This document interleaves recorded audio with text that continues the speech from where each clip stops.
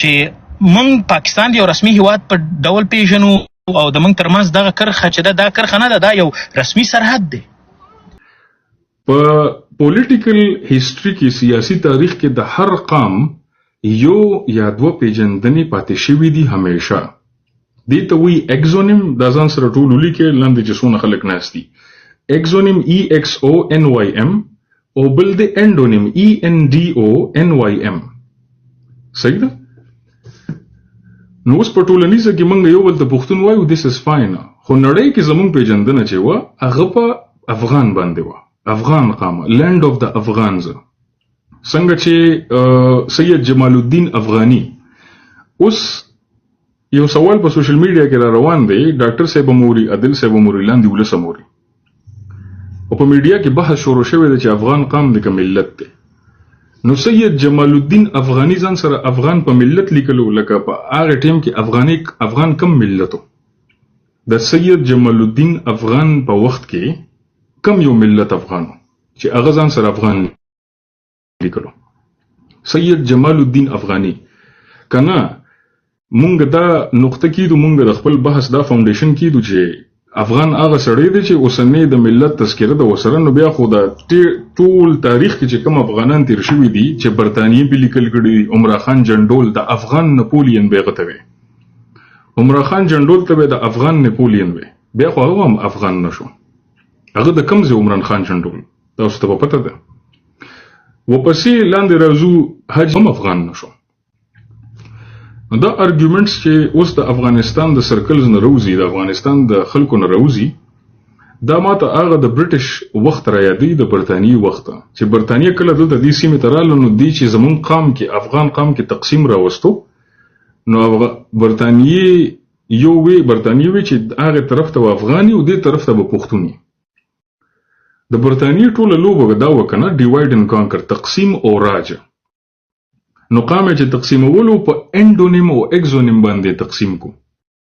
چې یو زمونږ نړیواله پیژندنه وه، یو زمونږ ټولنیزه پیژندنه وه. نړیواله پیژندنه زمونږ افغان وه، ټولنیزه پیژندنه زمونږ پښتون وه. څنګه چې ټولنیزه پیژندنه د جرمنیانو دویچ ته، هغې ځان ته دویچ وایي، ایش بین دویچ، دغسې نړیواله پیژندنه د هغې جرمن ده. په یونایټډ نیشنز کې ما ډاکټر صاحب سره خبرې کولې، په یونایټډ نیشنز کې جاپان ته جاپان ولې وایي؟ تاسو جاپان ته لاړ شئ او جاپانیان خلک ځان ته څه وایي؟ لاندې کمنټ کې زه ګورم جاپان خلک ځان ته څه وایي. جاپان خو ورته عادل وایي که نه، جاپان خو ورته ډاکټر صاحب وایي که نه، جاپان خو ورته حمزه وایي. جاپانیان خلک ځان ته پخپله څه وایي؟ تاسو ته به پته ولګي چې په نړۍ کې په سیاسي تاریخ کې همیشه د قامونو دوه درې نومونه پاتې شوي دي. یو نوم به د دې نړیواله پیژندنه وه، یو نوم به د دې ټولنیزه پیژندنه وه. نړیواله پیژندنې ته اګزونیم وایي، اګزونیم، ټولنیزه پیژندنې ته انډونیم وایي. دا د دې پولیټیکل هیستوري ده. تاسو وګورئ چې د یورپ خلکه، مثال بلجیم خلکه لندن ته څه وایي، د جرمن خلکه لندن ته څه وایي، پاکستان ته نور خلک څه وایي، دغسې افغانستان ته افغانانو ته څه وایي، تاجک ته څه وایي. یو بل ته د قامونه په مختلف نومونو باندې پیژندل کېږي. نو سوال دا و چې که موږ افغانانو بیا پښتون څه شی دی، یا که موږ پښتانو نو بیا افغان څه شی دی؟ د دې جواب دا دی چې سیاسي تاریخ کې څېړنه چې کم کس نه کړي، هغه غریب راشي په سوشل میډیا باندې کینی، کیمرې ته دونه ورنږدې شي چې په پوزه یې دا نه ښکاري. هغه خبره کوي چې زه پې نیم پوی، نو مطلب دا شی غلط دی. دا خو د مکې د قریشو خبره وه چې هغې وایي موږ په حق باندې پوی نه شو نو زه کافر یم. لکه this doesn't make sense چې یو سړی وایي زه پې پوی نه شوم نو دا خبره غلطه ده.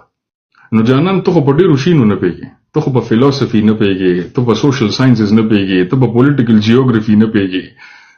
ته په هیسټري باندې نه پوهېږې، په انتروپولوژي نه پوهېږې. نو چې ته پې نه پوهېږې هغه شی غلط شو. دا دلیل خو ایتیستان خلک راوړي، ملحدین خلک راوړي چې زه په خدای نه پوهېږم، خدای نشته، چې زه په مذهب نه پوهېږم، زه په آخرت نه پوهېږم، زه په غیب نه پوهېږم، زه په معجزاتو نه پوهېږم. نو دا خو بیا چې دا زه پې نه پوهېږم دا خو غلط شو. نو دس is a very low level argument. دا ډیر معمولی کچه والا علم والا معمولی یو دغه والا خبره ده چې کوم سړی وي زه په نه پیغام دا شی غلط دی نو چې ته په نه پیږي جانان نور خلک شته کنه د کوزي پښتونخوا ځوانان شته کنه حمزه شته کنه عادل شته کنه ډاکټر صاحب شته کنه مونږ به ولس په کوشش وکړو نو زه سلام کوم ډاکټر نفیس صاحب ته ډاکټر نفیس صاحب نو زه نظر معلم د دې انټروډکشن مو وکم او تاریخ لحاظ سره وګورو ډاکټر صاحب چې ملت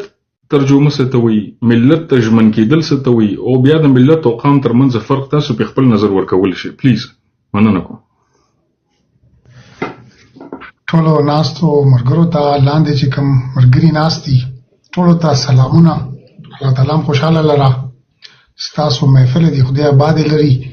حمزه جان زما आवाज تاسو ته ټیک راځي ماته لګی تیز د تاسو زما د مایکروفون بیلوا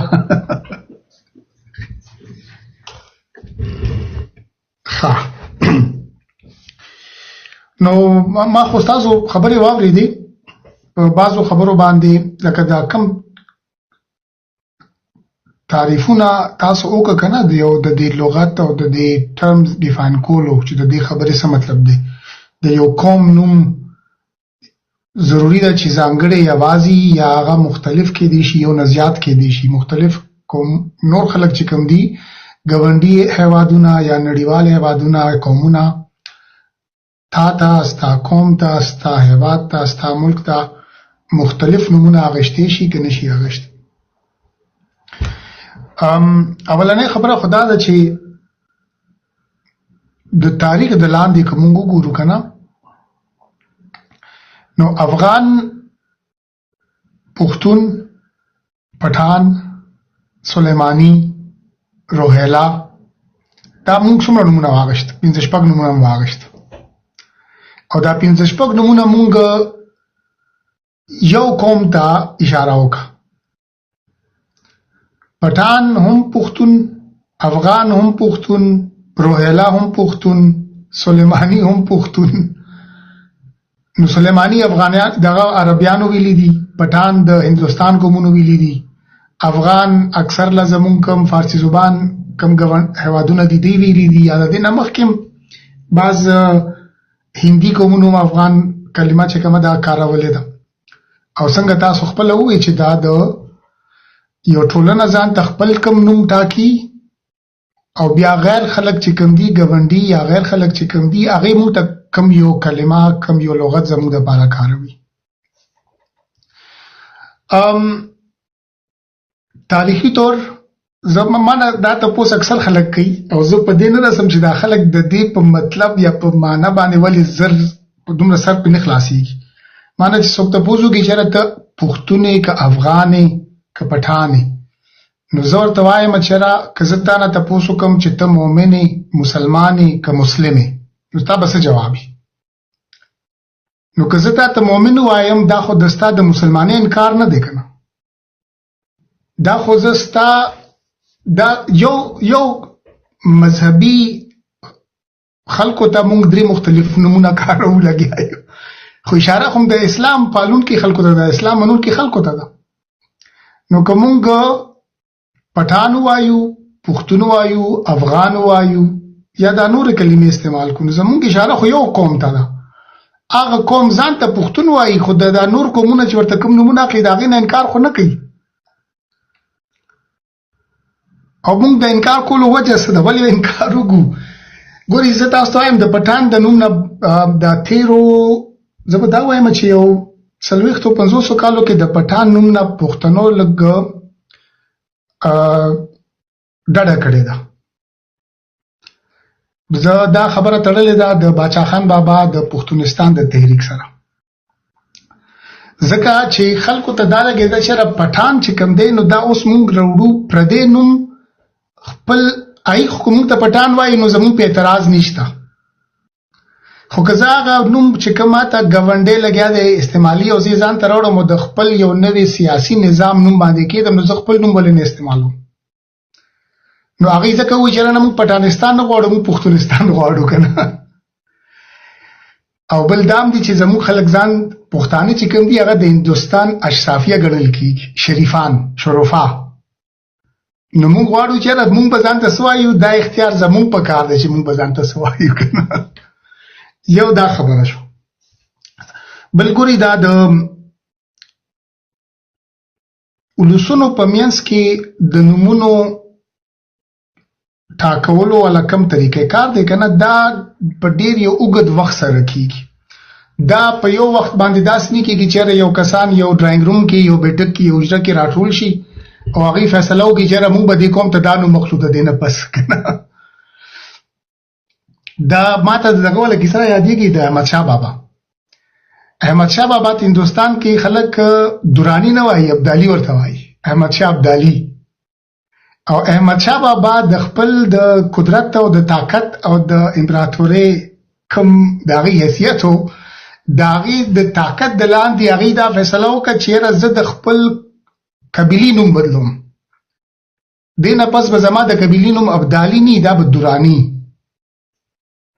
او دا ابدالي نوم هم وروستو چې کوم دی تاریخ کې هپتالیس نه راغلی دی که نه، هپتلایټس، هغې نه ابدالي شوی. نو احمدشاه بابا دا خبره ځکه وکړه یا دا فیصله یې ځکه وکړه چې د ابدالیانو منځ کې ډېرې زیاتې شخړې وي، ډېر زیات غټ اختلافات او جګړې وي. نو هغه یې وایي چې زه دا اختلافات د ختمولو دپاره وایم چې زه یو مذهبي مفکوره راوړم او د هغې سره د دې قبیلې نوم تړم. د دې مطلب به دا وي چې زه به د هغه کسانو نه انکار وکړم یا هغه کسان به د هغې به استعداد ختم کم چې زما مخالفت کوي او د ابدالیانو د قبیلې نه دي. نو زه به هغه مجبور کړم چې تاسو درانیان جوړ شئ او تاسو به دوران د درانیان جوړ شئ که نه. احمدشاه بابا بیا فیصله خدا وکړه، خلکو ډېر معلوم ډېر د هغه فالوونګ مو او هغه یو غټ صوفي شخصیت و، ډېر مذهبي شخصیت و. هغه د الله تعالی عرفان حاصل کولو ذاتی طور کوشش کولو چې زه الله تعالی ته نږدې شم او کم د صوفیزم والا چې کم طریقې کار دی زه د علم الیقین نه مخکې حق الیقین ته ورسم. نو هغه په دې بنیاد باندې راغو چې زه دا کیسه اوږده کېږي لږ سایډ ټریک شوه، خو واپس راځم. مثال تاسو درکول غواړم چې احمدشاه بابا بیا خلک جرمانه کړي دي، په جیل کې مچولي دي، په زور باندې ورته ویلي چې یاره که دې نه پس تا ځان ته ابدالي وي نو ښه خبره به نه وي. نو خلک یې سزا هم ورته ورکړی چې ته به ځان ته دراني وایې که نه. خو د هغې وروستو د هغه سوچ دا و چې یاره زه ځان ته سیاسي مخالفت هم ختم کړم، زه په خپل قبیله کې یو نوی اتفاقي رایم جوړه کړم چې زما د سیاسي نظریې سره رواني. او هغه دا سیاسي نظریات د مذهب سره تړلې وه، د صوفیزم سره تړلې وه. اوس اخو احمدشاه بابا او هر یو کس احمدشاه بابا نشي کېدی چې فیصله وکړي چې د کوم نوم بدلوم که نه. که موږ دا ووایو چېرې زه یو پارلمان ته د اجازت ورکوم، سیاسي پارلمان ته چې موږ پې یقین هم نشته چېرې واقعي هغه زموږ د رایې نه، زموږ د سپورټ، زموږ د ملاتړ سره راغلی دی او که چا راوستی دی او هغوی کښېني او هغوی دا فیصله وکړي چې یاره موږ دا فیصله وکړه چې نن به موږ د پښتون نوم چې کوم دی د پښتون نوم به مطلب بدلو، پښتون به بل څه ته وایي، دې نه پس به موږ هزاره رونو ته او تاجکانو ته هم پښتون وایو. نو دا خبره به څوک مني؟ آیا موږ د پښتون کام چې کوم دی یا خو موږ مطلب دا چې موږ یې اوږدو، موږ په خپل لمنه کې ځان سره دا نور قومونه هم راغونډوو که نه. نو دا خو یو سیاسي کوشش دی، بس پولیټیکل ساینټسټ ورته وایي تکړه یا کمزور هغه هره خبره کېدی شي، خو هغه کوشش دا کوي چې زه د دې ملت یا د قوم نوم ته یو نوی تعریف ورکړم، یو نوی ډیفینیشن ورکړم. خو آیا دا د قوم په متفقه فیصله باندې خبره داسې کېږي؟ دې کې چې کوم کسان غیر پښتانه دي د هغې نه هم رایه اخیستلې شوې ده، د هغې جرګه هم ناسته وه، د هغې مشران هم دا خبره منلې ده که نه ده منلې. بل مثال دا دی حمزه جان، دا به ماته لږ ښه مثال وي، که د پاکستان پارلمان فیصله وکړي چې موږ به د پښتونخوا پښتنو ته پښتانه نه وایو، دوی ته به موږ د دې نه پس پټانان وایو یا به د پنجاب او د پټان د نوم نو یو نوی نوم جوړ کو هغه به ورته وایو. نو آیا موږ د پښتونخوا پښتانه به دا خبره ومني یا د افغانستان افغانان یا پښتانه به دا خبره ومني؟ موږ به ولې دا خبره منو؟ موږ دا اختیار خپل سیاسي مشرانو ته نه دی ورکړی چې هغه زموږ د قوم نوی تعریف وکړي. نو د افغانستان ضروری خبره ده، افغانستان کې دا یو پښتانه په اختیار کې دي، په حکومت کې دي، قدرت کې دي، کومه چې ډیره ښه خبره ده د پښتنو لپاره، د افغانانو لپاره ښه خبره ده چې موږ خپل یو داسې هیواد لرو چې هغه د پښتنو د قدرت د لاندې دی، هغې د سیاست د لاندې ژوند د خلک لګیا دي، نور ژوند هم کوي. خو کله چې د افغانستان پارلمان کې یا په کانسټیټیوشن کې آئین کې دا تحریف کېدو چې موږ د افغان آئیډنټیټي چې کومه ده دا موږ لګیا یو اوچتو بدلو یې، دې کې نور کسان هم شاملو، نور قومونه هم پکې شاملو. نو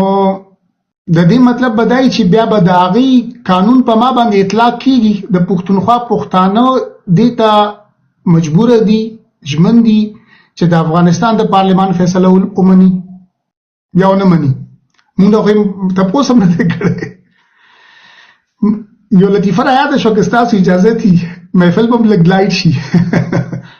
وړه خو د لطیفه دا دومره پکې دغه خبره نشته، خو دا مثال به دې واضح شي. یو کس هغه وایي چې زه ځم د نوی رسټورنټ کلا شوی دی، دې کې خوراک کوم، خو دا کوم کسان چې دا رسټورنټ چلي زه د دې په ژبه باندې نه پوهېږم. نو دی لاړ هلته کې کېناستو، هغه کس ورته مینیو راوړه چې یاره ته به څه خورې، نو خو دی نه پوهېدو، بس ده په یو شیز باندې ګوته کېښوه. نو هغه کوم شیز چې ورته راغو نو هغه دا به وایي چې سبزي راغی یا دال راغو، زه دال زیات پاپولر دي، دال به یاد کړو. د ده نه پس بیا د ده په خوا په ټیبل باندې یو بل کس راغو، هغه چرګ راوغوښتو، چکن یې راوغوښتو. نو دی بل ټیبل والا کس چې کوم دی دی اوس دې ته ګوري چې دا زما دال راغی، د دې سړي چکن راغو، دا دومره ښه رسټورنټ دی، دومره ګران رسټورنټ دی، او زه به اوس دلته کې دال خورم لګیا یم. نو دی اوس انتظار کوي چې یاره دا کس نه به څنګه تپوس کوم. خو دا د بل ټیبل والا کس چې کوم دی هغه ورته وایي چې یاره دا ماته د چې کوم خوراک راوړی دی دا بیا هم راوړه. نو هغه انګریزي کې ورته وایي چې یاره دس ډش اګین پلیز، که نه؟ نو د ده په ذهن کې راغو چې یاره دا چکن خو اګین دی. نو دی ورته وایي چې this dish again please، که نه؟ نو هغه ته بیا دال راشي. نو مطلب زما دا دی چې یو اګین دی او دو مختلف مطلبونه دي، یو کس دال ته ګوري او بل کس چې کوم دی هغه چکن ته ګوري. نو که د افغانستان او دا لکه د افغانستان ولس فیصله نه ده، دا د افغانستان بعضو خلکو فیصله کړې وه چې موږ د افغانستان هویت آیډنټیټي چې کومه ده بدلو، هغې ته وایو چې دا به دې کې به نور قومونه موږ ځان سره شاملو، دوی به ځان ته افغان وایي، که نه؟ نو بس بیا به هغې چې څوک د افغانستان آئین مني، څومره کسان یې مني ما ته خو پته هم نشته، ډېر کسان یې نه مني. نو که څوک دا مني نو بس هغې بې مني. خو مطلب موږ خو دې ته مجبوره نه یو چې موږ د افغانستان یا د پاکستان د پارلمان یو تعریف وکړي او موږ هغې سره متفق شو. موږ نه خو دا تپوس نه دی شوی. ما ته یو مثال را یادېږي، د خبرې مې اوږدېږي نو تاسو ما ایساروئ، خبرې پسې خبره را یادېږي. د استرالیا مثال را یادېږي. حمزه جان تاسو ته پته شته که نه چې په استرالیا کې د افغانانو ډېر غټ یو کردار دی د استرالیا جدید استرالیا جوړولو کې. ډېر کسان د 1850 نه پس استرالیا ته تللی دي، د بلوچستان نه، د کشمیر نه، د پنجاب نه او د افغانستان نه. په استرالیا کې پنجابي ته به هم افغان وي، استرالین خلکو حکومت چې کوم دی پنجابیانو ته به هم افغان وي، عربیانو ته به هم افغان وي. او د هغې وروستو فلسفه څه وه، وجه څه وه؟ افغانانو پکې وو. لکه دا زه انکار نه کوم چې افغان پکې، نو افغان پکې یو پرومیننټ غټه کمیونټي وه، نو ځکه یې هغې نوم خلکو ته ورکولو. خو د هغې وروستو ځکه چې هغه استرالیا ډېره غټه ریسسټه وه، نسل پرسته وه، نو هغې مزاج کې دا شیزو چې موږ د نورو قومونو د دې د هویت نه انکار وکړو. استرالیا کې چې کوم نیټیوز اوسېده، مقامي کسان، ایبوریجنلز چې ورته وایي که نه، د هغې ډېر قومونه ډېرې قبیلې او خپل نومونه لرل. نو استرالیا د هغې د نومونو نه هم انکار کړی دی او بیا د افغان کلمه د دې دپاره هر چاته استعمالوله چې د هغې کم خپل نوم دی د هغې انکار وکړي. نو دا کوم کسان چې د مطالعه کول غواړي او د اکیډمیک مطالعه کول غواړي نو زه به تاسو ته 2-3 تیسیزه مخایم په دې موضوع باندې. اکیډمیک تیسیز کوم چې دا شیزونه د دې څېړنه کړې ده او د دې سیاسي تاریخ معلوم کړی دی او بیا د استرالیا د ریاست پالیسیانې بیان کړي دي چې استرالیا ځکه چې یو نوی هیواد جوړولو استریلیان نیشن بلډینګ یې کولو چې زه استریلیان نیشنل بلډینګ کوم او استریلیان چې کوم نیشن دی دا به روټي دی په برټش په انګریز سوپرمسي کې. نو هغه وی چې ځان سره بیا نور کسان چې کوم دي د دې د حقیقت نه انکار وکړ د دې د شناخت نه انکار وکړ. نو د افغان او د پښتون خبره مونږ ته خو ډېره واضحه ده ما ته خو پکې لږ هم کنفیوژن نشته خو که د افغانستان مشران وایي چې نه مونږ ته لګېده چې د افغان کلمه چې کوم ده دا مونږ کلاوو د دې وزرې کلاوو د دې لمنه غټو د کې نور قومونه هم رانه نه باسو نو بس بیا د هغې خوښه ده مونږ لکه څنګه چې مونږ سره هغې زور نشي کولی مونږ هم ورسره زور نشي کولی بس ټیک ده خو مونږ د هغې سره متفق نه یو. بالکل ډاکټر صاحب ډېره مننه دونه غوره تحلیل لپاره ډېر ښایسته دلایل هم تاسو ورکړل. ډاکټر صاحب لاندې یو پوښتنه وشوه زه بیا فضل امین صاحب راغلی دی هغې ته هم سلام وایم او دې له بیا راځم خو لاندې یو پوښتنه وشوه ډاکټر صاحب چې په داسې وخت کې داسې موضوع باندې بحث کول ولې پکار دي نو د دې زه یو جواب درکوم. په پاکستان کې اعلان وکړو چې موږ د دې ځای نه د بر وطن افغانان وباسو نو لاندې کوزه پښتونخوا نه ویډیوګانې را روانې دي او ما له ډېرې زیاتې راځي کوزې پښتونخوا نه چې په لاره کې خلک ولاړ یو وي پښتانه د مختلفو سیمو او کیمرامین ته او انکر ته دا خبره کوي چې ښه ده چې د افغانیان وباسي موږ 40 کاله وساتل او پاکستان بسې دي بدې ردې وي او موږ یې وباسو افغانان داسې او افغانان هغسې دا د کوزې پښتونخوا پښتنو دا خبره کوله په ویډیو کې د کوزې پښتونخوا پښتانه دې خبرې سره متفق وو چې افغانان دې ځای نه وباسي دا نمک حرام دي دې موږ ساتلي دي او دې موږ له ملک تباه کړو دا دهشتګرد دي ترهګر دي. نو په دې باندې بحث ولې پکار دی په دې باندې ځکه پکار دی چې د افغانستان نه یو سړی راباسي او د افغانستان نه یو سړی راباسي او د کوزې پښتونخوا خلکو ټول ولس ته په میډیا باندې وایي چې تاسو افغانان نه تاسو بل رقم خلک یې موږ بل رقم خلکو یو طرف ته موږ جوړ راولو چې ټول یو قام یې د کوزې پښتونخوا پښتنو ته وایو چې ودرېږئ تاسو هم افغانان یې دا هم افغانان دي ودرېږئ د دې دپاره اواز اوچت کړئ. بل طرف ته د افغانستان نه اواز راپاسي د افغانستان نه سړی راپاسي خلکو ته وایي چې نه افغانان موږ او تاسو نه نو څنګه به دا خلک بیا ودرېږي یو بل سره چې اتفاق ته ختم کو. یو طرف ته د افغانستان ګیله راځي یو طرف ته د افغانستان نه وینا راځي چې ظلم روان دی او بالکل ظلم روان دی بل طرف ته د افغانستان نه خبر روچتېږي ځوانان راپاسېږي میډیا کې خلک راپاسېږي ځان سره ډاکټران لیکي انجینران لیکي فیلسوفران لیکي او وایي چې نه دا مختلف خلک دي موږ پښتانه موږ بل رقم خلک او موږ تاسو بل رقم خلک یې. نو چې ته تقسیم راولې چې ته قانون په یو بل کې تقسیم کې چې ته قانونو کې نفرت پیدا کې چې ته په قانونو کې وایي چې تاسو یو خلک نه او بیا سبا ته دا ګیله کې چې تاسو ونه درېدئ تاسو خلکو سره مرسته ونه کړه تاسو پانه سیدئ نو خپل عقل او ذهن خپل دې ځای دا ځای چې دی که نه دا ځای په دې ځای لږ کار وکړئ چې یو طرف ته مونږ کوزې پښتونخوا خلکو سره لګیو خبرې کوو ورته وایو چې ودرېږئ خپل افغانانو سره ستاسو وینه یو ده ژبه هم یو ده کلتور هم یو دی ستاسو تاریخ یو دی ستاسو مشران یو دي. بل طرف ته د افغانستان نه نظریه راباسي افغانستان نه نظریه راوځي چې نه موږ بل رقم خلک او تاسو بل رقم خلک یې او تاسو که افغانان کېدل غواړئ تاسو تذکیرې والئ نو په کوم دلیل باندې د کوزې پښتونخوا پښتون پاسي او ځان ته افغان ووایي او بل افغان سره ودرېږي په کوم دلیل باندې د کوزې پښتونخوا پښتون پاسي او افغانانو سره ودرېږي چې زمونږ تاریخ یو دی زمونږ کلتور یو دی زمونږ مشران یو دي زمونږ جګړې یو دي زمونږ وسایل یو دي زمونږ دښمن یو دی. نو دې خبرې ته سوچ وکړئ. دا زه هغې کس ته هم جواب ورکوم چې ګیله ته کوې که نه یا بل کس ګیله کوي چې د کوزي پښتونخوا خلک ځان نه پیژني، د کوزي پښتونخوا خلک مشران نه پیژني، خپله ژبه یې پرېښې ده، کلتور یې پرېښې ده، بل طرف ته وایي چې خپل خلکو سره ودرېږي. نو څنګه خپل خلک په کوم دلیل خپل خلکو سره ودرېږو چې هغه خپل خلک دي نه؟ هغه ته ووایي چې دا په ملت افغانان دي نه، ځکه موږ افغانان وو، موږ سره هغه دونه غوندې کارت دی د افغانستان کم چې په 1.5 روپۍ دله په کارخانو کې جوړوم، په 1.5 نه په 100 نه جوړوم، 80 دله جوړوم په کارخانو کې. په هغه پلاستیکي کارت باندې ته وایي چې دا قانون بیل بیل دي، په هغه پلاستیکي کارت باندې وایي چې د کوزي پښتونخوا خلک افغانان نه دي، افغانان منګو. نو دې خبرو ته سوچ وکړئ. په دې موقع باندې دا بحث ځکه ضروري دی چې د افغانستان ځوانان راپاسېږي او د کوزي پښتونخوا خلکو د بار بار وایي او بار بار ورته وایي چې که تاسو افغانان کېږئ تاسو به پاکستان نه انکار کوئ، تاسو به تذکیرې یې، تاسو به دالې، تاسو به دالې. ولې دا موږ جنت ته اپلای کوو، موږ جنت ته فام ډکو،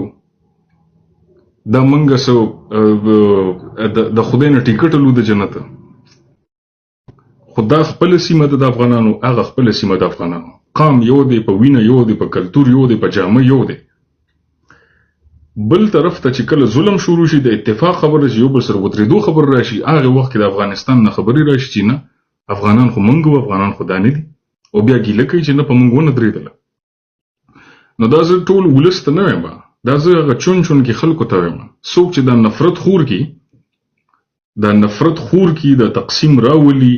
چې نه پښتون بیل شه دی، افغان بیل شه دی، او بیا سبا چې د لرو بر پښتون کې په یو باندې ظلم وشي، بیا وي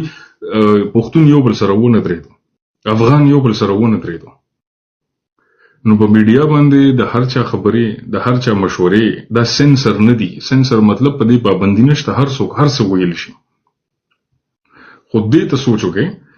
اوس زه بلې خبرې لازم بیا فضل امین صاحب لازم د ډاکټر صاحب د کوزي پښتونخوا پښتنو کې بعضې خلکه د افغانستان آئین راخلي، افغانستان 2004 آئین راخلي، په هغې کې آرټیکل 4 دی. آرټیکل 4 کې د افغانستان په کانسټیټیوشن کې لیکلي دي چې کم سړی په دې جغرافیه دی هغه افغان دی. نو ډاکټر صاحب په نړۍ کې اوس 9 وطنونه دي چا سره چې دا سفکس ستان لګېدی دی. 9 وطنونه دي د ستان: کرګستان، ترکمنستان، افغانستان، پاکستان، تاجکستان، ازبکستان، ترکمنستان. دا 9 هیوادونه د ستان دا سفکس لري په نړۍ کې په اوس وخت کې. د لایبرری اف کانګرس د واشنگټن د هر یو وطن کنټری پروفایل پروت دی، د وطن پروفایل پروت دی. په هغې کې لیګل ټرم، قانوني لغت د ټولو وطنونو دپاره لیګل ټرم چې د نیشنلټي چې ده هغه پاکستانی ده، هغه تاجکستانی ده، هغه ازبکستانی ده، هغه ترکمنستانی ده، هغه کرګستانی ده. یوازې افغان کانسټیټیوشن دی چې په هغې کې ټولو ته افغان ویلي دي. دا مسله څه ده؟ په دې مسله هم زه لږه پوهیږم. افغان یو ایتنیسټي ده، یو قام دی. کله چې د ستان وطنونو کې تاجکستان دی، ټولو کې د دې مسلې حل شته، یوازې افغانستان کې دا مسله ده. په تاجکستان کې تاجک هغه کس ته ویل کېږي کوم چې په قام باندې تاجک دی، او په تاجکستان کې چې نور کوم قامونه آباد دي هغې ته تاجکستاني ویل کېږي. په قام باندې چې کوم سړی تاجک دی هغه خپل ترجمه داسې کوي زه تاجک یم، او بیا د تاجکستان وطن نه چې کوم سړی دی او په قام تاجک نه دی هغې ته تاجکستاني ویل کېږي. دا 6 ستان وطنونو کې دا موضوع حل ده. خو د افغانستان کانسټیټیوشن، د افغانستان آئین ماته خو د منلو وړ نه دی، څنګه چې د پاکستان ماته د منلو وړ نه دی. دا زما پر رای خو نه ده شوی، دا د ولس پر رای خو نه ده شوی. دا فیصلې سبا به د اسلام آباد پارلیمان کې ډاکټر صاحب ووایي، اسلام آباد پارلیمان کې به فیصله وکړي چې د کوزي پښتونخوا خلکو ته به موږ پټانان وایو. نو ولې هغه زما مشران دي هغې چې څه فیصله وکړي به زه به یې ومنم. دغسې د افغانستان کانسټیټیوشن کې چې کوم د آرټیکل 4 راغلی دی دا خو ماته د منلو وړ نه دی چې افغان صرف هغه سړی دی چې د افغانستان جغرافیه کې دی. په موږ خو څه زور نشته چې موږ هغه کانسټیټیوشن ومنو. نو دا هغه ځای نه دا مسله روچته شوې ده او دا نورو وطنونو کې دا مسله حل ده. نورو وطنونو کې دا مسله حل ده چې په قام کم سړی افغاني تاجیکي غزان ته تاجیک وي او بیا بل قامونو والا سړی چې په تاجکستان کې اوسېږي هغه ځان ته تاجکستاني وي. نو که اوس یو سړی وي چې افغان قام نه دی په سوشل میډیا باندې افغان ملت دی، نو کم سړی چې دا خبره کوي چې افغان قام نه دی افغان ملت دی هغه ته زه بیا افغان نه وایم، هغه ته به زه افغانستاني وایم. په خپل ځان ته هغه سړی نوم خوښ کو کنه چې هغه وایي قام افغان نه دی قام پښتون دی خو زه ملت زما افغانستان دی، نو بیا به زه د ملت نوم ته طالبه ته بیا افغان نه ته افغانستاني. او دا ټولو خلکو ته وایم د سوشل میډیا کې چې کم سړی په میډیا باندې دا دعوه کوي چې افغان قام نه دی او د افغانستان نه دی، نو هغه ته افغان مه وایه، هغه ته افغانستاني وایه. او ته زما افغانستاني وروره، زما افغانستاني د زړه سره افغانستاني ورته وایه، ځکه هغه وایي قام افغان نه دی که نه، نو هغه افغانستانیان شول. څنګه چې مونږ پاکستاني یو بل تاجکستاني دی بل ازبکستاني دی هغه افغانستاني شول. هغه وایي چې قام افغان نه دی، نو بس قام چې نه دی بیا به د قام نوم نه استعمالي، افغان به ځان ته نه وي افغانستاني به ځان ته وي. دا زما دوه درې دلیلونه چې ما درکوله. اوس راځم فضل امین افریدي صاحب راغلی دی. فضل صاحب سلامونه احترامات.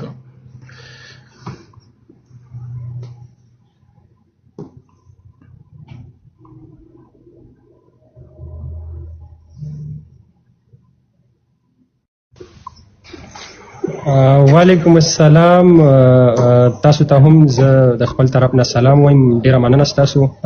چې راغلم. درته معلومات نه وي خو چا راته وویل چې حمزه بای لایف باندې راغلی دی، نو ما چې څه کوشش وکړه که چېرته هم ستا مطلب ټایم و زه به هم ورشم. نو ستاسو موضوع خو زما په خیال د دې خبرې وه چې مطلب زمونږ لنډه خبره باید دا وکړم چې زموږ په خلکو کې د ګلخانیزم خبره شروع وکړه چې آیا دلته د کوزې پښتونخوا چې کم خلک دي هغوی کې زیات خلک دا خبره کوي چې مطلب زه افغان نه یم یا زه څنګه افغان کېدی شم. په دې خبره روانه وه. دلته اصل کې زه خو به لکه ستاسو مخکې خو به ستاسو علم سره خو ځان نه شم سمولی ځکه چې زه خو کالج دی او د پی سي او ادنا طالب علم یم. خو دا به ویم لکه څه نه څه وخت هم دلته تېر شولو او لکه څه نه څه یو څه بل څه ولیدل، نو د څه وخته پورې زمونږ هم دا سوچ و او دا لکه دا زمونږ په خلکو کې دا حساب دی چې دوی دا اندي تقلید ډېر زر کوي. لکه زمونږ د پښتون یو داسې قوم دی چې که دوی ته دې لږې ښې کپړې ښې څپلې یا داسې لکه مطلب پوزیشن وغیره هر څه دې ورته ښه جوړ کړي نو دوی به په متا پسې روان وي، مستا به فال وروي. لکه دې ته اوس نه ګوري چې د کس دا خبره وکړله آیا دې خبرې حقیقت څه دی.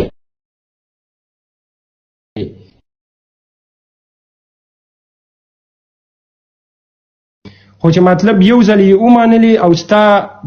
بیا ستا په هر څه دوکه کېږي. که ستا خبره لکه د 77 سال نه په کتابونو کې په هر شیز کې داسې دا خبره شو کړله او داسې دوی په دې ذهن کې لکه کېنوله چې مطلب د دوی د ذهن نه دا خبره وباسله بالکل چې ستا د افغان ته افغان یې که ته د کم ځای ته د کم وطن. لکه دوی د ذهن کې اوس دا خبره هم نشته چې د ډیورنډ کرښه دا د څه دپاره کېښودل شوې وه او دا ولې کېښودل شوې وه. اول خو دا چې د غفلت شکار قوم خپل تاریخ نشي کتلی که نه چې وجه څه وه او په څه وجه باندې مطلب زمونږ که افغان دا دعوه کوي چې زما د اټکه پورې دا ټول یو افغان دی او که دوی وایي چې نه دا نه دی نو په هغه په څه بیس دا خبره کوي او دوی خو بس اندي تقلید دی که نه. مطلب بس دوی ته اوس 77 سال نه په کتابونو په هر څه کې ویل شوي دي، بس دا خبره دوی په ذهن کې کېنولې شوې ده او یو بل د اندي تقلید شروع دی که نه. نو اوس دا انتهایی لکه ګران کار دی. لکه اوس ما په خپله غوښتل چې کله زه ما د خپل وطن د تیرا دوره وکړله ما دلته زیات وخت تېر کړی دی په پېښور کې، خو بیا هم ډېر وخته بعد چې ما خپله علاقه وکتله تیرا و بل کال زه لاړلم نو ما ته هغه ځای وښکارېدو چې دا 200 کاله وروستو پاتې دی باقي دنیا نه. او ولې وروستو پاتې دی الریډي ما هر څه ډسکس کړي دي. نو ما بیا کوشش وکړلو چې زه دلته کم از کم د هغه قوم د پاره د هغه خلکو د پاره څه وکړم که نه داسې څه وکړم چې مطلب کیدای شي زه هغوی ته یو امید جوړ شم د ډېرې همدردۍ نه نو ما داسې وغوښتل چې که نور څه وس مې نه کېږي واقع ده چې زما به نور څه ونه شي خو دا طالب علمان او دا چې کومې ما سره خلک دي دوی خو به راودروم که نه او کیدای شي دې سره زما ایجوکیشن هم ډسټرب نه شي نو یقین وکړه چې لکه دومره ما ته ګران کار نه ښکارېدو خو چې زما د پښتنو حال ولیدلو نو ما ته په دنیا کې د هر شیز نه ګران کار دا لږ غوندې پښتانه لږ غوندې طالب علمان را یوځای کېدل وغوښتل لکه دا راته وښکارېدو چې دا څومره ګران کار شو نو لکه اوس به زه تاسو ته دا ووایم زه خو لکه اول نه چې ستاسو هر څه موضوع خو ستاسو د حمزه بای خبرې صرف ما واورېدلې ځکه چې زه لږ وروستو راغلم چې دا د افغان خبره مو کوله نو لکه انتهایی به اوس دا موږ ته ډېر یو غټه مسله جوړه شوې ده چې دې خلکو په ذهن کې موږ دا تاریخ څنګه واچوو د دې خلکو دا ذهن موږ څنګه دې خبرې ته راواړوو چې ته اوس مطلب لکه اوس افغانیان که اوس وګورئ نو موږ لکه دې ځای نه ځي نو دلته چې زه د خلکو رویه ګورم د هغوی سره رویه څنګه استعمالیږي چې د هغوی سره مطلب د 100 روپو شی مثال په نیمه بیه یې اخلي د هغوی د مجبورۍ نه ما غلطه فایده اخلي او الټا لکه تاسو ویل چې څنګه تاسو ویل چې مطلب دوی ته نمک حرامه هم ویلی شي دا ولې دا همغه ریزن دی چې دوی اوس په داسې په سختې طریقې سره دوی په ذهن کې دا خبره اچېدل شوې ده چې دوی نمک حرامه دوی ته موږ ځای ورکړلو حالانکه دا خبره اوس چا ذهن ته هم نه راځي چې دا علاقه اصل کې د چا وه او قوم او وطن څنګه جوړیږي او فیډریشن سوي دا خبره خو چا په ذهن کې هم نه اچول کېږي نو حمزه بای لکه دا اوس موږ ته ډېر ګران کار پرېوتو لکه ما اوس بله ورځ د اختر نه بعدم تقریبا تاسو به هر څه لیدلي وي چې ما تقریبا 2-3 ورځې سخته دوی سره تېره کړه همدې د حق خبرو په بنیاد باندې نو چې ما وکتل لکه په دې لږه غوندې سخته کې څه ناڅه خلک ما ولیدل چې کم مطلب مونږ ته وایي چې مطلب په فرنټ کې به سره ودرېږو نو هغه هم داسې هغه ونه شول هغه شانتې ښکاره نه کړله نو اوس د دې خبرې لکه حل مونږ ته ډېر ګران دی چې آیا دوی ته دا خبره څنګه په ذهن کې واچوو چې تاسو ته افغان یې او ته لکه څنګه چې تاسو هغه وکړلو سوال چې دلایل وغیره چې هر څه ځکه چې دوی په ذهن کې د 77 سال نه دا خبره ډیره زیاته کې خودل شوې ده او دوی خاصم اندي تقلید کوي او دوی ته خو چې مطلب لګي غونډې ما څنګه وختي چې ته ویل چې خې سپلی ورته واچوم بس تا په روانيږي ستا فال ورځوي جوړيږي نو په دې لګو خبروم دوکه کیږي نو دا اوس د مونږ د پاره یو چیلنج دی چې کوم په مونږ کې هغه نظریاتي خلک دي فکری خلک دي چې هغه اوس دوی څنګه په دې خبره متفق کی نو دا یو څو خبرې مې تاسو سره کول غواړي باقي ما مخکې غوښتل چې زه تاسو سره سپیشل حمزه بای ډیر زیات مې غوښتي و چې مطلب زه تاسو سره راشم دا خو داسې یکدم کار وشولو بیا تاسو سره یکدم راتل دا خو موږ لپاره ډیر ګران کار دی خامخا داسې سنه خو به انسان اول نه پته لګی چې زبانن دی حمزه بای سره په سر خبره کوم خو داسې یکدم راغلم نو دا یو څو خبرې کول مې غوښتل نو ما چې دی به اوس لکه څه حال وي چې دوی دا ذهنونه مونږ بدل کړي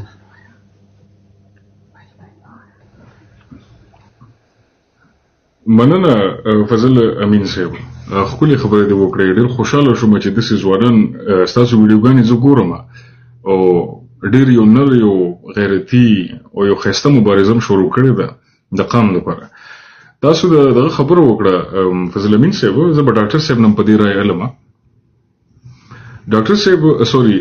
فضل امین صاحب یاد ساته زمونږ ټول مسله چې ده کې دې شي په دې باندې خلک ما سره اتفاق ونه کی تضاد وکي زمونږ د پښتنو ټول مسله ده چې زمونږ یو سنټرل اتورټي نشته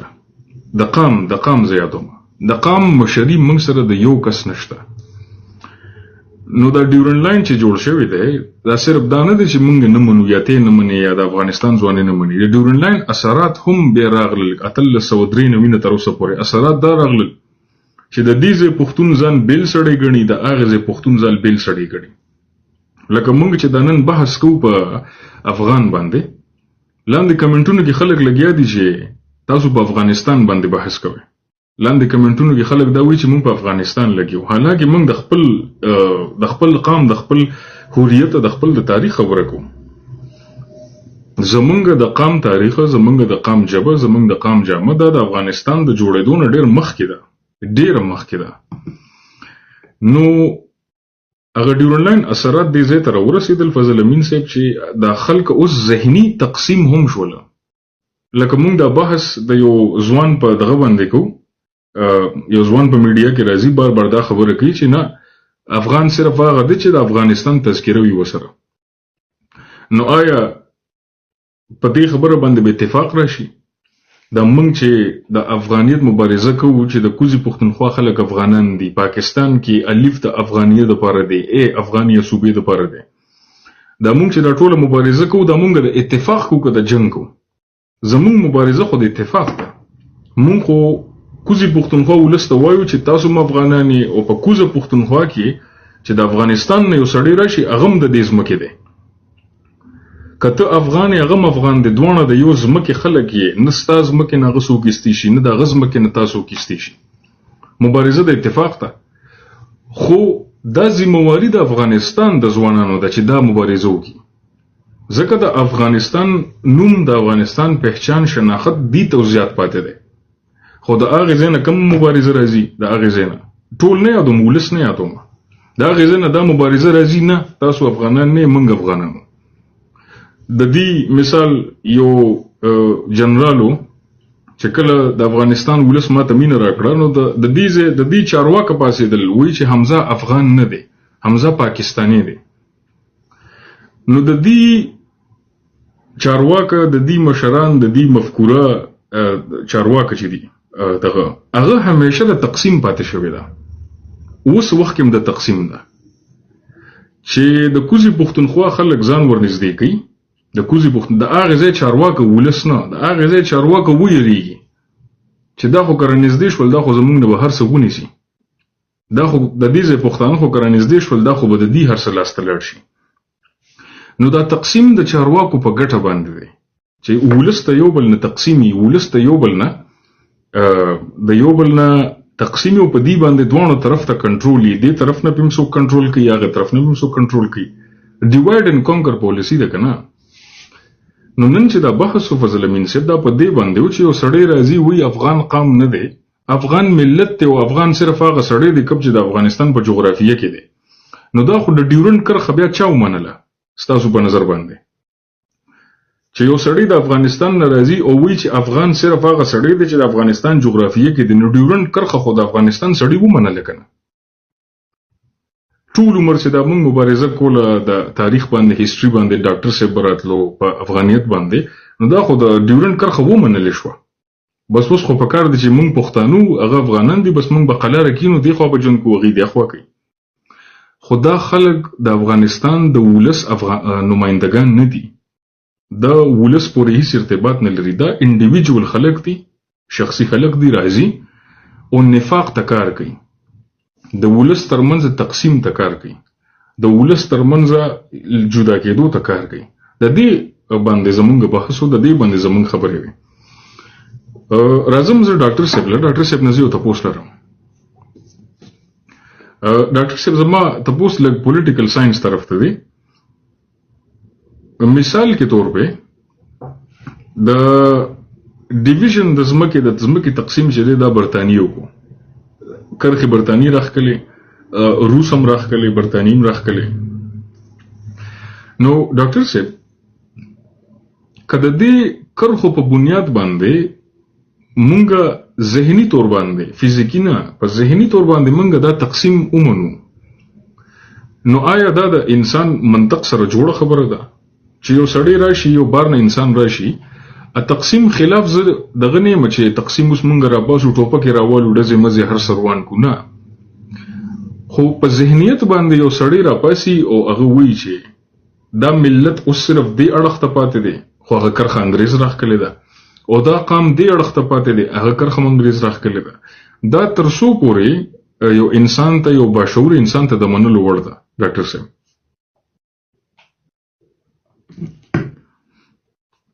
همدازان د د قومي شناخت کومه فیصله ده کنه دا تا باندې سیاسي مشران په زور نشي منلی که هغه انګریزان راغلي دي او که زموږ مقامي خلک دي هغې سره دا خبره کړې ده نو زما نوم افغان دی پښتون دی یا پټان دی دا فیصله زما خپله ده دا فیصله ما د پاره بل څوک به نه کوي او نه به ما د دې نه وباسي د پښتونخوا خلک ځان ته وایي چې افغانان یو نو د دې خبرې نه د افغانستان یو کس نشي راتلی چې د پښتونخوا پښتنو ته وایي چې تاسو ځان ته افغان مه وایئ دې کې یو بله ښکلې مزېداره خبره د پښتونخوا داسې پښتانه چې هغوی د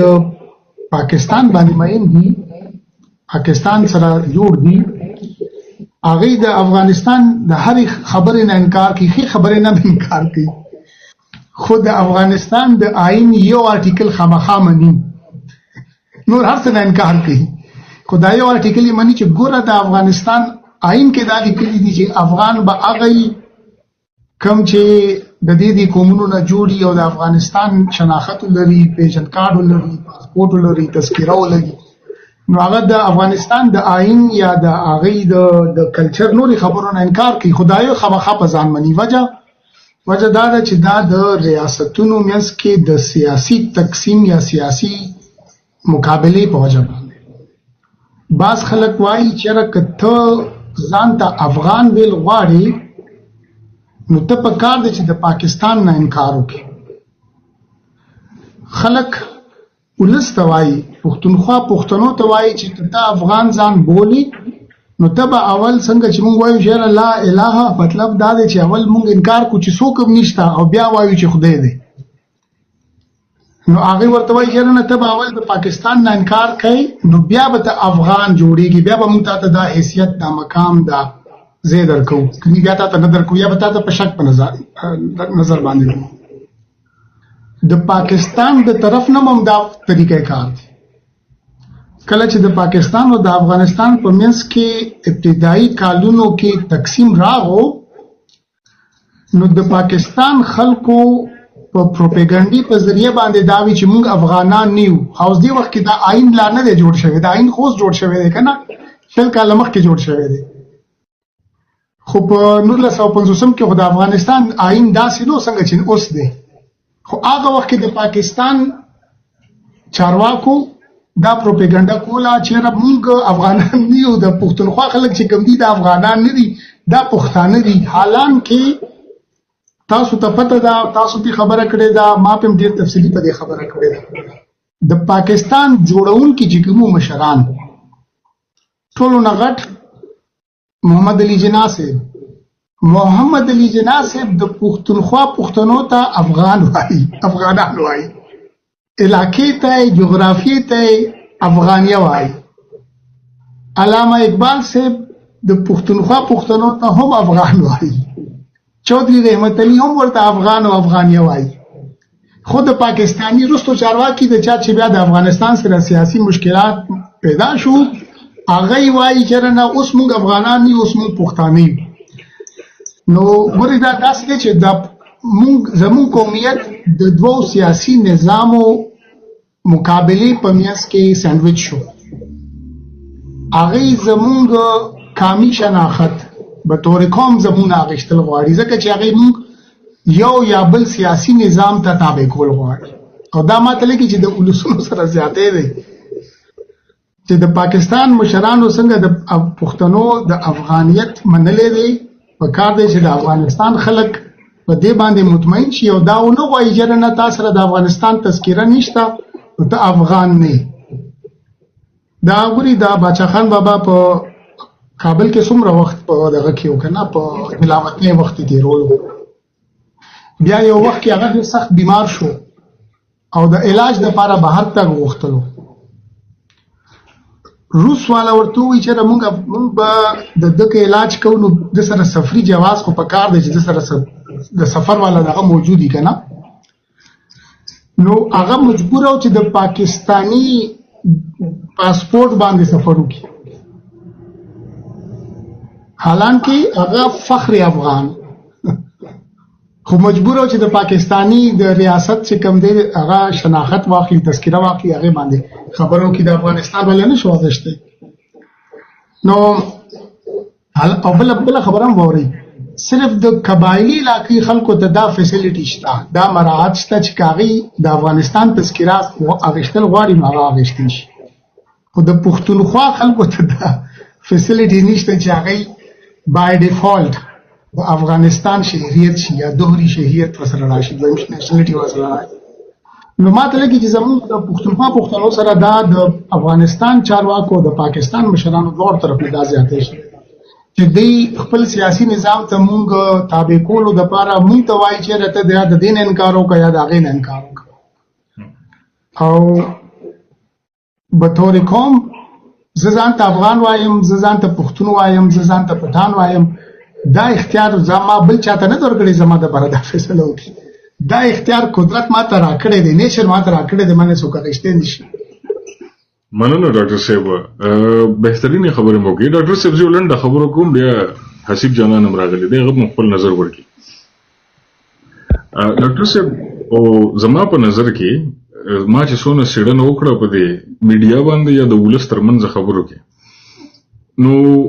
د دواړو اړخونو ته ولس چې دی هغه زیات هغه سړی خوښوي کوم سړی چې د سوپیریورټي کمپلیکس خبره کوي چې نه د دې اړخ سړی د بل اړخ نه ډېر ښه دی یا کوزه پښتونخوا کې یو سړی پاسي وایي چې د دې اړخ سړی د هغې اړخ نه ډېر ښه دی دا په ولس کې دا سایکولوژي شته په ولس کې دا منټالیټي شته چې دی هغې طرف ته زیات متوجه کېږي کم طرف چې یو اړخ د بل نه پورته کوي یو اړخ د بل نه زورور دی یو اړخ د بل نه هوښیار دی یو اړخ د بل نه ښایسته دی هر څنګه دی نو دا د پښتنو سایکولوژي د کوم چې په میډیا باندې مخکاري که اوس زه کېناستېدم ډاکټر صاحب ما د خپل ټوله مبارزه بدله کړه که نه لکه ما د یو افغان مبارزه ختمه کړو زه وایم چې نه زه د پاکستان پښتون یم زه پښتون یم زه د هغې نه ډېر ښه یم هغې داسې دي هغې هغسې دي زما به بیا د دې طرف ته به خلک به ما ډېر زیات خوښوي چې دا وګوره موږ د هغې نه خو که د افغانستان نه یو سړی پاسي او دا خبره کوي چې یاره موږ د هغې نه ډېر خو موږ داسې یو موږ هغسې یو موږ داسې کړي دي هغه سړی بل ته بیا ډېر زیات خوښېږي نو د پښتنو سایکولوژي هم دلته په دغه کې راځي په استعمال کې راځي په سوشل میډیا باندې خو اخیری خبر ډاکټر صاحب زه کوم یا به حسیب جانان ته موقع ورکوم په داسې وخت کې چې افغانانو باندې دونه سخت وختونه دي په لر او بر کې په کوزه پښتونخوا کې دا د وسایل مسلې حکومت چارواکي په بره پښتونخوا کې وسایل تعلیم مسلې چارواکي په دې وخت کې زمونږ اتفاق په دې لغت پکار دی چې که مونږ هر قسم حالاتو کې مونږ د یو تاریخ د یو نسل د یو ژبې د یو کلتور خلکو یو بل نه زمونږ بیل اوسېدلم نشته جدا کېدلم نشته ځمکه اخوا دې وړلم نشته خو که په دې وخت کې داسې خبرې کېږي په سوشل میډیا کې او دې ته هوا ورکول کېږي چې نه دا نوم چې دی افغان لغت چې دی دا یو خاص جغرافي پورې مربوط دی ځکه هلته یو دومره غوندې د پلاستیک کارت دی تذکره ده دا چې چا سره بس دا افغان دی او دا چې چا سره نه دا افغان نه دی نو هغې سره نفاق نورم زیات شي ډاکټر صاحب لکه ما ویډیوز وکتل په کوزه پښتونخوا کې د افغانستان پښتانه چې ویستله په کوزه پښتونخوا کې خلک راپاسېدل او وی ډېر خلک چې دا وباسئ دا افغانیان چې دي دا څه بل رقم خلک دي او دا داسې دي زمونږ خپل پښتانه د دې دا څونه سپک کار دی دا څونه بې حسه بې شرمه کار دی ځکه چې د دې په ذهن کې هغه تقسیم پروت دی چې زه بل څوک یم دا بل څوک دی هغه تقسیم ختمولو لپاره موږ مبارزه کوو خو بیا په میډیا کې بله مبارزه روچته شي چې نه تاسو مختلف خلک یې موږ مختلف خلک وو نو زما دغه خبره ختمه شوه حسیب جانان راغلی دی حسیب جان سلامونه او نیکې هیلې سلامونه حمزه اشنا تا ته او ډاکټر صاحب دراني ته او خټک ورور ته په دې هیله ټول روغ جوړ صحتمند اوسېږئ الله مو خوشحاله څو کال لره نړۍ مننه چې نوبت مو راکړه. زه یو خو داسې چې د دولتونو نظریات جلای او د ولسونو جلای د افغانستان د بر وطن د ولسونو نظریه هیڅکله هم د کوز وطن د خلکو دپاره نه بدله سوي او نه به بدل سي. د تاریخ په اوږدو کې هیڅ وخت داسې یوه پیښه تاسو نسئ په ګوته کولی او یا یې راته نسئ ښودلی چې په هغه کې د بر وطن ولسونه راپاڅېدلي کوز وطن ولسونو ته یې په سپکه کتلې یا یې ورته دا خطاب کړی چې تاسو افغانان نه یا تاسو صحیح پښتانه نه موږ صحیح پښتانه یا موږ صحیح افغانان یو تاسو نه او له شک پرته د دولتونو له خوا نه دا ډول خبرې دا ډول توطیې شوي دي. هغه په افغانستان کې موږ په بر وطن کې هر وخت د تاریخ په اوږدو کې موږ صحیح مشران هم درلودل او غلط مشران مو هم درلودل. د اوسنۍ حاکمه ډله راپاڅېږي دغه ډول یو توطیه یو پروپاګند په میډیا باندې شروع کوي که نه چې تو درېږه د کوز وطن او د بر وطن د ولسونو په منځ کې یو ډول جلاوالی رامنځته کړي. دا دوی خپل د ګټو دپاره کوي. 20 کاله طالب مشران هلته په پاکستان کې ول دوی نن مجبوره دي چې د پاکستان پالیسیانې دوی په ډېر ورین تندي باندې وکې ورته او یو دوی مخته یوسي. خو د افغانستان د ولسونو په زړونو کې تل مدام د کوز وطن د ولسونو دپاره مینه مینه ده او مینه به وي. که چیرې د کوز وطن کې په وزیرستان کې یوه بمي چاودنه کېږي دومره به د کوز وطن ولسونه ورته د غندنه نه کوي لکه څومره چې د بر وطن ولسونه دغه بمي چاودنه به غندي. هم په اروپا کې هم په افغانستان کې حتی د ګیلمن وزیر د شهادت تر ټولو پورې ښه مثال و. په امریکا کې زموږ د بر وطن یوه هنرمنده میرمن نغمه راپاڅېدله او تقریبا $1,00,000 پورې ده په خپله باندې فنډریزینګ ولې یې وکړله. دا خو هغه مینه ده چې د بر وطن ولسونه د کوز وطن سره لري او د کوز وطن ولسونه د بر وطن سره لري. اوس راځو په د دولتونو له ادرسه په دې مواردو باندې مخکې حمزه ورور یوه خبرې ته اشاره وکړه چې هغه ډېره مهمه ده چې هېڅ وخت د بر وطن دولت نه غواړي چې دغه د ډیورنډ کرښه دغه ته د کرښې په سترګه وګوري بلکې اکثره وخت دوی کوشش کوي چې د کوز وطن ولسونه لرې کړي ځان نه جلا کړي بیخي یو جلا خلکو ته معرفي کړي. اوس په دغې نقطې باندې غږېږي ولې په افغانستان کې حکومتونه دغه ډول نظریات وړاندې کوي یا دغسې موارد. دا ډېره مهمه ده. ګورئ په بر وطن کې حکومت په بر وطن کې دولتداري کول دا طبیعي خبره ده. په افغانستان کې دا شیان ما نه غوښتل چې په لایف کې زه ووایم خو مجبوره یم چې ځینې شیان باید دلته ولس ته وویل سي. راځو ښه مثال به د ظاهرشاه بابا وخت تاریخ به راوړو. کله چې د هندوستان او د پاکستان ترمنځ جګړه کېږي زموږ دپاره د بر وطن دولت دپاره تر ټولو دنه غوره موقع نه وه چې په پاکستان باندې حمله وکړي له دې اړخه او د پاکستان دغه اداره له منځه یوسي. خو دا کار یې ولې ونه کړه. برعکس د پاکستان حکومت ته په خپله خوله وویلې چې هېڅ خبره نشته تاسو هلته هند سره جګړه کوئ هر څه چې کوئ موږ دلته یو تاسو تر شا دلته او تاسو ته به هېڅ خطره نه موجوده. ګوره دوی باید دا کار کړی وی راپاڅېدلی وی او هلته د هندوستان سره پاکستان ښکېلو د خوا نه به افغانستان په پاکستان باندې شروع کړی وه کیسه به ختمه وه. زما ولې دا کار ونه کړه. همدغسې د تاریخ په اوږدو کې نور هم ډېر داسې وختونه برابر شوي دي چې د بر وطن مشران ته دا موقع په لاس و خو دوی دا کار ونه کړه. ولې ونه کړله؟ اوس دغه پوښتنه ځوابول ډېر مهم دي چې ولې د بر وطن مشران چې کله حاکمیت ته ورسېږي ارګ ته دننه سي بیا د خپل د نظر خلاف کړنې او اعمال کوي ځکه چې دوی نه غواړي دا ارګ د لاسه ورکړي نه غواړي هغه قدرت او څوکۍ د لاسه ورکړي. دلیل یې کس نن ورځ زه درته ډېر جدي دا خبره کوم که نن ورځ په بر وطن کې یوه داسې عام ذهنیت جوړ سو چې د ډیورنډ کرښه نور له منځه لاړله او کوز وطن او بر وطن سره یو وطن سو. څه فکر کوې چې بیا به په بر وطن کې په کابل کې په ارګ باندې به څوک ننوځي؟ دا ډېره مهمه پوښتنه ده. ما ته د دې خبرې ځواب زه پوهېږم په دې خبرو کې ما سره به هم ډېر خلک مخالف وي. زما د بر وطن ډېر ځوانان به په دې خبره کې ما سره مخالفت ښیي خو پوښتنه همدا ده چې په کوم منطق به بیا په ارګ کې په کابل کې د کندهار او یا د پکتیا او یا د بلې سیمې یو څوک وردننه کېږي، هیڅ منطق یې نشي منلی. ځکه چې اوس که چېرې د پښتنو شمېر ته ګورو، په کوز وطن کې موږ څه د پاسه 15 میلیونه، او په بر وطن کې ټول 40 میلیونه ده، چې هغه کې هم تقریبا 15 نه تر 20 میلیونه پورې پښتانه دي او نور قومونه دي. اوس دلته دغه دایې ته چې موږ کله چغې وهو که نه چې لر او بر یو افغان، په دې کې ولې د په بر وطن کې چې کوم دی دغه زه به دا کمره ولګوم چې دغه خبرې مې مهمې دي. ډېره بخښنه غواړم. خبرې دي مهمې دي واسف جان، ښایست دې مهم دی که نه؟ کیمره ولګوه نه یاره، په داسې بد حال باندې چې ګرمي ده. ښه راځو دا کمره لږه پاکه کړم. نو په بر وطن کې که چېرته موږ او تاسو متوجه کېږو، هلته دغه نور قومونه ولې دغه موضوع ته ډېر زیات